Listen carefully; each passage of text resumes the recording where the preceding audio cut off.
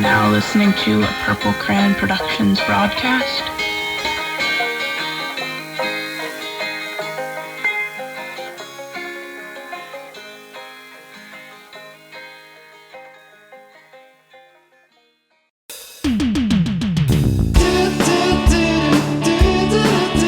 Today's episode has a trigger warning, content warning for sexual assault. Hi, hello, content warning. Thank you.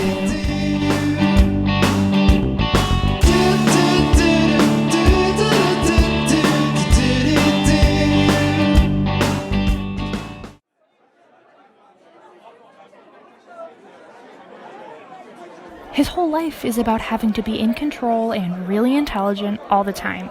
And his wife is really intelligent and in control all the time. And the idea of just having stupid sex with some not brilliant woman in the Oval Office, I can see the appeal in that.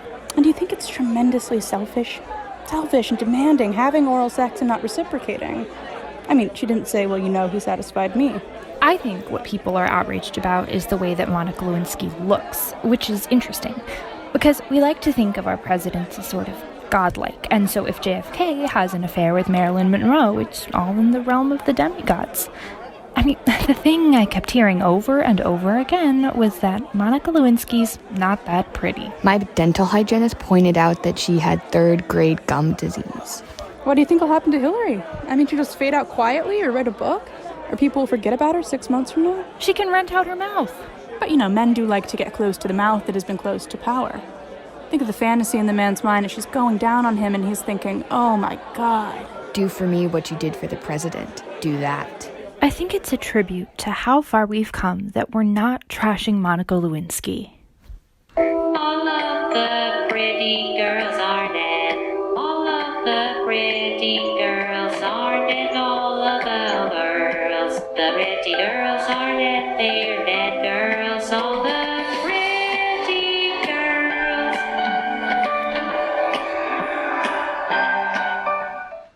Hi. Hello. Hi. My name is Raina. I'm the giant rat ruling your back pantry. How are you? I hope you're awake and doing okay. Getting out of bed and drinking water. I haven't had a glass of water in weeks, but it's okay. I've been drinking coffee. Coffee is like technically like flavored water because you're just soaking coffee beans in water. It's like flavored water. Exactly. Last week I mentioned, 2 weeks ago, I mentioned I had been watching a lot of the TV show Scandal made by Shonda Rhimes. And today we are talking about the scandal that I think inspired Miss Rhimes. Yeah, that's it. Inspired the show Monica Lewinsky and the sex scandals of Bill Clinton. That's who we'll be talking about today. Monica and Bill. Two big names. Oh no. My script. Skip to the last page. Oh god. Let's get into it. Let's get into it, sis. Let's get into it, sis.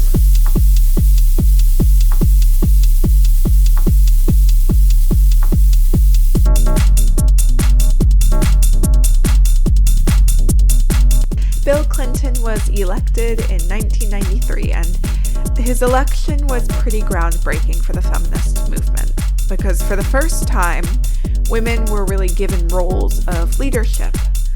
Hillary was not the typical first lady. She worked in the West Wing and was particularly active in political affairs. He appointed Ruth Bader Ginsburg, who was pro-choice. He was loved by feminists. Nina Burleigh, a prominent feminist journalist, once wrote, "I would be happy to give Bill Clinton a blowjob just to thank him for keeping abortion legal." Throughout his campaign and following into his presidency, conservatives were calling Clinton's infidelities into question. This started with Jennifer Flowers, who in 1992 stated she had had an affair for 12 years with him. This scandal fades out. Clinton gets elected, all is good and right with the world. Women are put in positions of power, given jobs at the White House. Feminists are happy. The next scandal to hit the Clintons is Whitewater. Hillary Clinton at some point worked with a shady company run by two of their friends. There were accounts of tax fraud brought up, but it was difficult to see if the Clintons monetarily benefited. And during Whitewater, in 1994, a woman by the name of Paula Jones files a sexual harassment suit against Bill Clinton. This suit is really important because if it weren't for Paula Jones, we wouldn't know who Monica Lewinsky was. Paula Jones files this harassment lawsuit and is chewed up and spit out by the media. She's labeled as a tramp. Her skirts are always too short, and late-night shows make skits making fun of her nose and her hair. The interviews with her are always really difficult to watch. But do you think these people care about you, or are they just using you to get Bill Clinton? I don't know, but I'm not in with them. But you are in with them. You appeared with them. But I was just there. I wasn't a conservative. I didn't even know what a conservative was. Who did you vote for in the last election? Her initial lawyers begged her to settle, and she said no and switched representation. From the beginning, she was very clear that she did not want money. She wanted Bill Clinton to admit that he had sexually harassed her and apologize.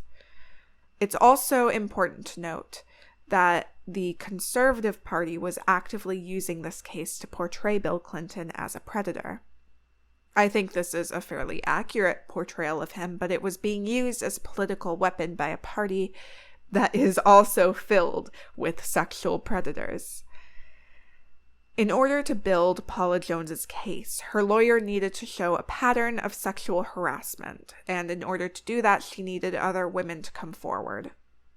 During this, Monica Lewinsky is subpoenaed along with gifts she had been given by Bill Clinton during their affair. The court knows to contact her and subpoena these gifts because when Clinton is up for re-election, Monica is transferred from her job at the White House to one at the Pentagon. She is waiting for Clinton to reassign her to the White House, as he promised he would do once re-elected. She's getting more and more anxious. In her mind, her 21, 22-year-old mind, they're in a relationship. I'm not trying to say that to emphasize how naive she may have been. I'm trying to emphasize the fact that I'm sure everyone at some point in their late teens, early 20s has been naive about a relationship.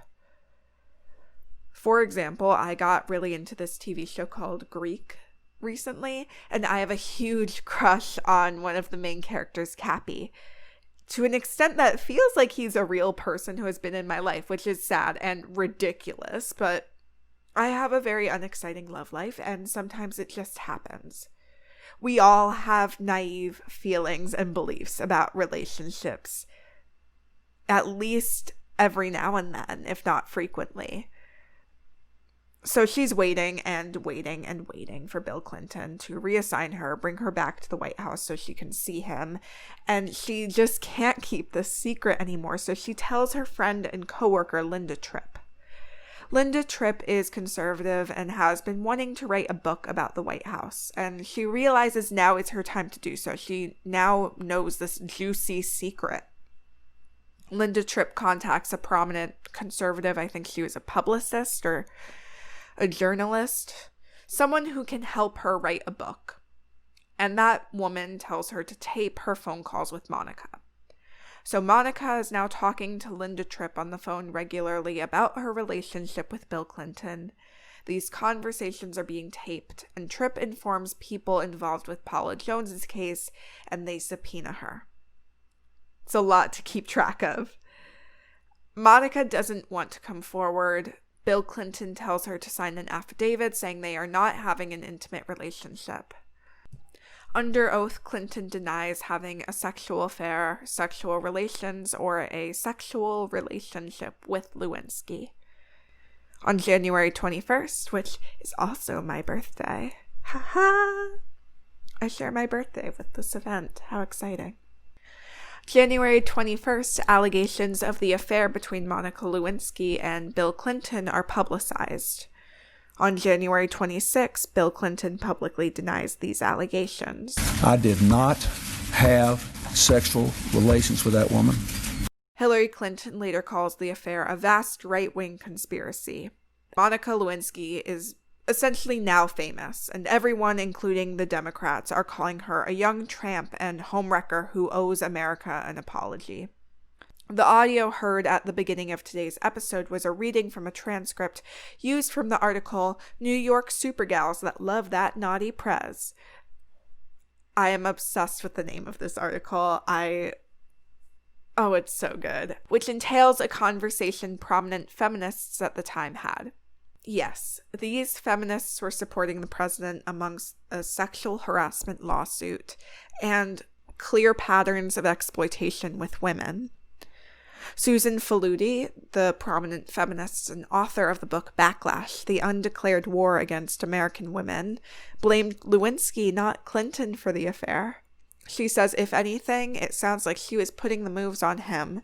Feminists were actively ignoring the fact that Monica Lewinsky was 21 years old, Bill Clinton was 49, and he was the president. That is a clear imbalance of power that's not okay. People didn't want to think Bill Clinton was a predator, so they didn't. And by ignoring that pattern of abuse, he was not held accountable. After the Monica Lewinsky scandal broke, in 1999, Juanita Broderick also alleged that Bill Clinton assaulted her.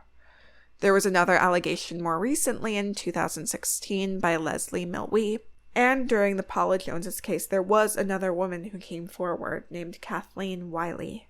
Despite all of these allegations against Bill Clinton, Monica Lewinsky was, and to an extent still to this day, being humiliated. I find this story really interesting because it reminds me of an old sentimental novel about scorned women, like The Scarlet Letter or The Coquette. The way infidelity or even just sex allows the disparaging of women is incredibly prevalent today. Include on top of that the treatment of Monica Lewinsky as this conspiracy or ghost. I think this treatment of women as right-wing conspiracies are a harsh reminder of the role the female body plays when it comes to the media and obsession. Monica was never treated as a full human being.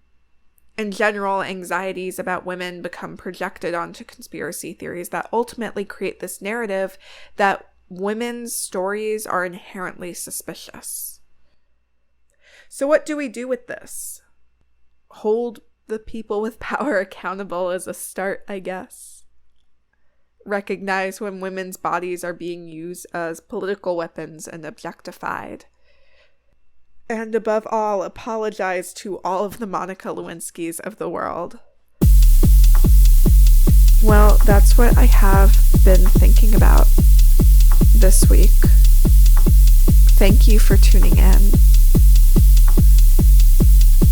I have a poem. I know I usually do one about like what I talked about that episode, but honestly life was very difficult this week and I didn't have the will to write a poem. But I think this one is relevant. I do.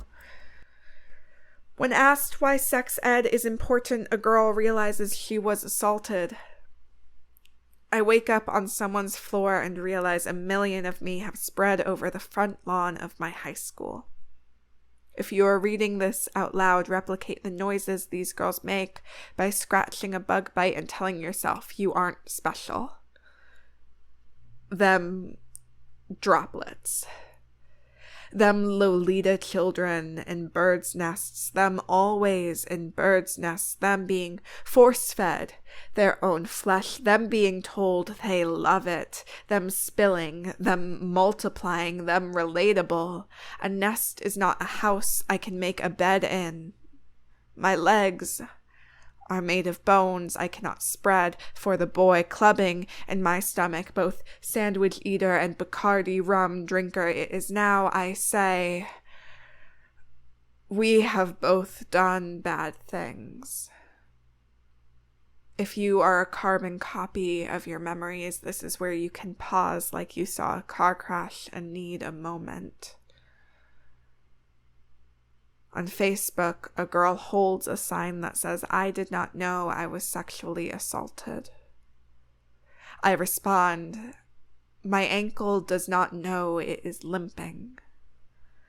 But today's daughter is a packaged meat, sliced pork shoulder. Hug me like you never have before. Walk the conga line, pat my back, sign X's and O's, and you eat dinner unknowingly as it rained, making light of your second, smarter skin, dissolving. If you feel yourself praying to liquid, ask your body to stop. Wake up in someone else's bed, watching your bodies disperse over campus.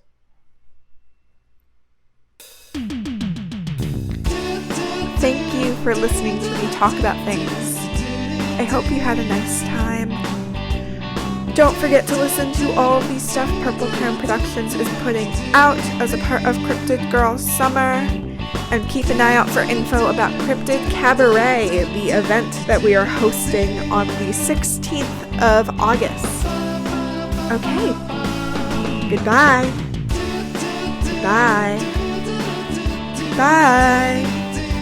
Goodbye. Goodbye. Ah.